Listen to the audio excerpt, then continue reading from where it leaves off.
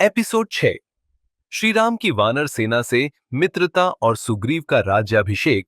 माता सीता के वियोग में श्री राम और लक्ष्मण अनवरत उनकी खोज में आगे बढ़ रहे थे। कई वन, नदियां और पर्वत पार करते हुए वे किष्किंधा के निकट पहुंचे, जहां वानर राज सुग्रीव का राज्य था। श्री राम के मुख पर चिंता की रेखाएं थीं, परंतु उनके संकल्प में कोई कमी नहीं थी। लक्ष्मण भी अपने अग्रज के दुहक को महसूस कर रहे थे और माता सीता को खोज निकालने का निश्चय कर चुके थे। जैसे ही श्री राम और लक्ष्मण ऋष्यमुख पर्वत के समीप पहुंचे, उनकी भेंट वानर सेनापति हनुमान जी से हुई, जो वेश बदलकर साधु के रूप में आए थे। वे सुग्रीव के मित्र और परामर्शदाता थे।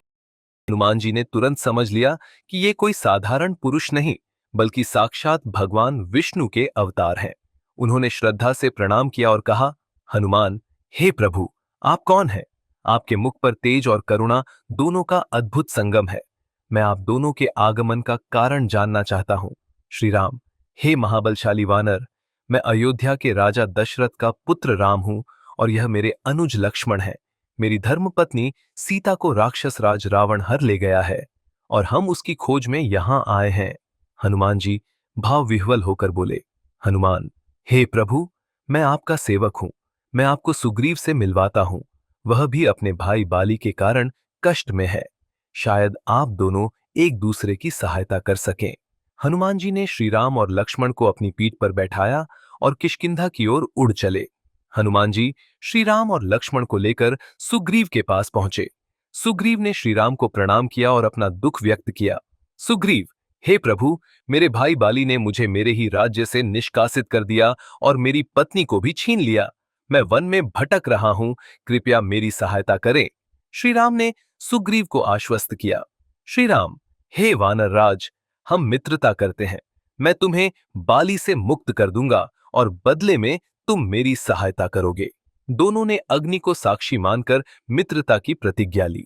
सुग्रीव ने बाली को युद्ध के लिए ललकारा। दोनों भाइयों में भयंकर युद्ध हुआ। श्री राम छिपकर देख रहे थे, परंतु दोनों भाइयों की समान आकृति के कारण वे बाली पर प्रहार नहीं कर सके। सुग्रीव पराजित होकर भाग आया।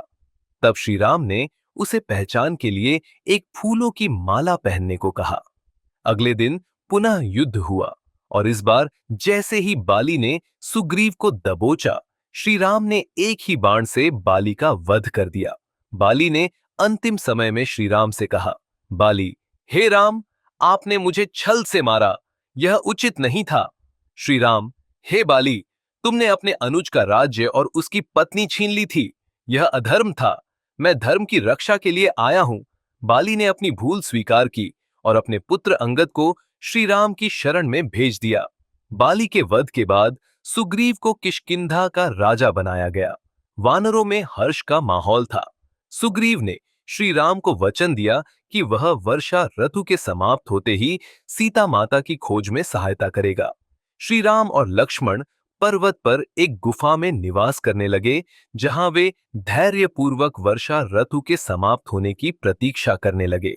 लक्ष्मण अधीर हो रहे थे, परंतु श्री राम ने उन्हें धैर्य रखने की सलाह दी। अब वानर सेना सीता माता की खोज के लिए तैयार हो रही थी।